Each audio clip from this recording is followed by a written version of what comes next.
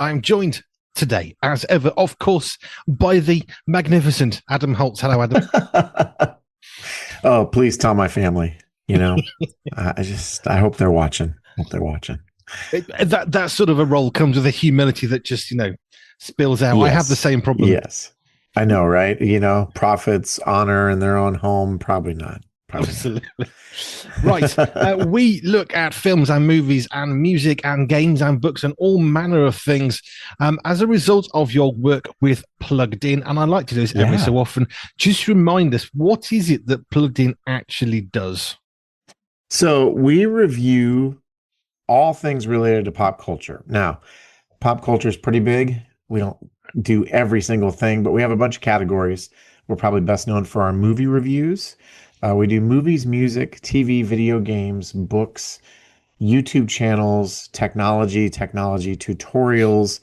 And in our blog, we cover a lot of other deeper dive kind of subjects. We'll talk about the worldview of Harry Potter, for example, or, we'll do sort of longer think pieces. And we also do some really short things in our blog. Each week we have a feature called On the Radar, where we look at three current trends each week, and what it is, why it's important, and what might want to think about in terms of your family. And we frame that in terms of what, so what, and now what. How do we respond to Ooh. this? So I would say at the surface, we want to help you make the best decisions you can to say yay or nay or maybe about something that you or your kids might be interested in. I think our deeper hope and really our heartbeat is to see entertainment and technology and our relationship with those through a discipleship lens, right? That we hope that you can see how we're thinking about something from the perspective of Christian faith and whether we should be engaging or not, whether that's a wise thing. So that's our deeper hope.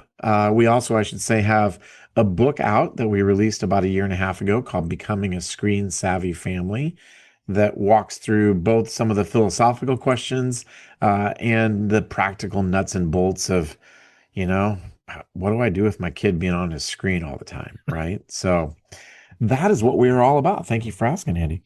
That's fine. I mean, you're here every week, but I think it's good just to remind ourselves sometimes what is plugged in and what it's Yeah. doing and why it exists, because it's not just let's watch a movie and tell you about it. And this is what I keep on saying repeatedly, and I apologize not. I love the fact that I can go and have a look at particularly your movie reviews and think, where do we stand on this? Is there any sexual content or spiritual Right. content or bad language or nudity? It's nice to know before you start watching a film what can we expect. We know that UK, Yep. US cinema maybe it's slightly different. However, you're going Right. in forearmed, and that is always a good thing. That's right. And, none of us like to be surprised by something, especially if it's a content area that, for whatever reason, is really a pain point or an area of concern for us. And obviously, we know from the way people interact with our reviews. And if you've never been to our site, we'll give you sort of a traditional overview of the plot and some sort of summary of what's happening aesthetically. Did this thing work or not? But the bulk of our review really is an attempt to give you an objective look at exactly what kind of content is there. So if there's a sex scene, we'll say, there's a sex scene and you see, movements under the covers and you know what's going on. I mean, we try to be discreet so that we're not sort of inviting you to visualize it. If there's profanity, we count the profanity. And we have lots of people who think it's hysterical that we count the profanities in movies and TV shows. Well, why do you do that? Well, we do it because one F word is going to be experienced differently than 300. And, I remember when I reviewed Wolf of Wall Street, it had 22 sexually oriented scenes and something like 550 F words in 3 hours. It Wow. was, my hand felt like it needed therapy and my eyes and ears needed therapy too. That's a different experience than something that creeps into in America. Usually you can have two F words in a PG-13 rated movie. I know there are rough equivalents in Great Britain. But if you have three or more, in most cases, there have been a few exceptions. It's an automatic R rating. Well, I think that we can agree there's a difference between 5 and 500, Yeah. right? And even something in America that the MPA, the Motion Picture Association, puts these little descriptor boxes with a very, very, very short thumbnail with the content. So even like something like graphic nudity. So we would have somebody ask us, well, it says graphic nudity. Isn't that enough to tell you I don't want to see it? So, well, it doesn't tell you what kind of graphic nudity that is. Like Mm. I saw the Baywatch remake years ago. It had graphic nudity. And I'm certain there were teen boys hoping it was the girls in swimsuits on the beach, right? It wasn't. It was a dead guy on a gurney in the morgue, and they unzipped the bag, and he's not even alive. So in this case, that's a very different kind of graphic nudity, and it was all for a laugh, right? And so I'm digressing a little bit here, but we will tell you about that. We will help you try to understand the context of the content because context matters, right? You could have graphic nudity in a World War II movie about the Holocaust, and it's going to feel very different than something that is, heavily sexually oriented. So that's what you can expect when you come to our reviews. Our categories for movie reviews are positive content, spiritual content, sexual content, violence, language, drug and alcohol content, and then just other things we think you should be aware of. I do find it interesting. I know Amazon is slightly different, perhaps to Disney or Netflix, but there's a few words at the start, drug taking or whatever, and one of them was someone taking like a painkiller. I'm thinking, Right. well, yeah, okay, that is drug taking. Technically, it's a prescription drug, or you can buy it over the counter, but Yep. it's not really how I would describe drug taking, although Right. it kind of is. And that's the point, that in like 6 words, you can't then review, you cannot review an entire 2-hour movie. No, you can't. And so when we go to see movies, we see if it's in theaters, probably about 2/3 of things we get press screenings ahead of time. So we go to a press screening, we go with a little flashlight and notebook. And when I review a movie, I'll take 50 to 75 pages of notes over the course of 2 hours. And now, I mean, they're scribbles. It looks like hieroglyphics. Sometimes I have to reconstruct things from context because I can't even quite read my own writing. And it's even worse if we get a digital screener. Like sometimes for smaller movies, they will send us a digital copy and, we have to sign our life away to be able to watch it. It'll take me sometimes 6 or 7 hours to watch a movie because I've got something close to a complete screenplay by the time I get done. But yeah, we're trying to give you the best, most objective sense of that content that we can.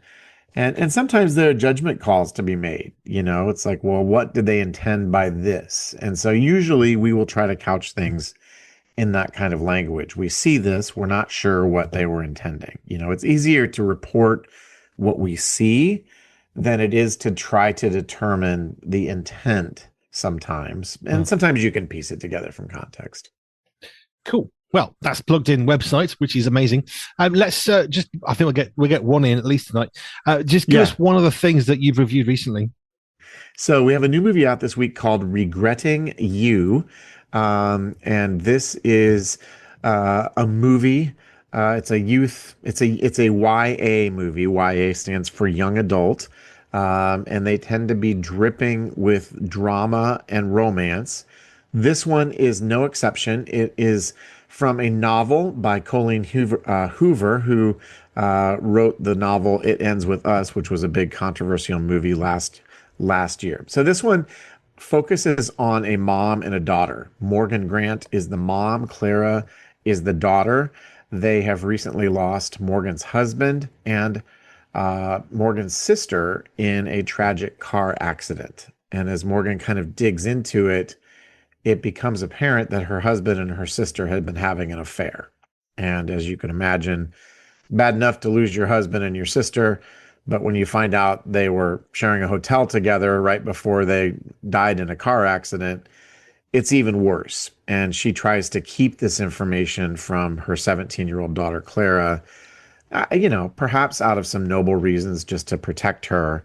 Clara knows that there's something else going on, but she's not sure what it is. And so she gets increasingly angry with her mom, and she gets into a relationship with a guy at high school. She's 17, and she sleeps with him in part because she's angry at her mom, to get back at her mom.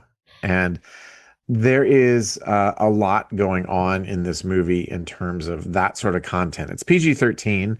We don't see anything terribly graphic, but there are a couple of PG-13 level sex scenes where it's pretty clear what is happening. You could say, giving the film some credit, it's trying to deal with subjects of grief and bad decisions and patching up relationships. You could also say, I think fairly, it's yet another young adult movie, and these movies are aimed at teenagers, that I think normalizes the idea that high schoolers, have sex. And I'm not a prude. I'm not naive. I know that lots of high schoolers probably are having sex, but as a parent of three teenagers, I am keenly aware of how our entertainment normalizes things, right? And that would be a worldview conversation. So on one hand, the content is this happens.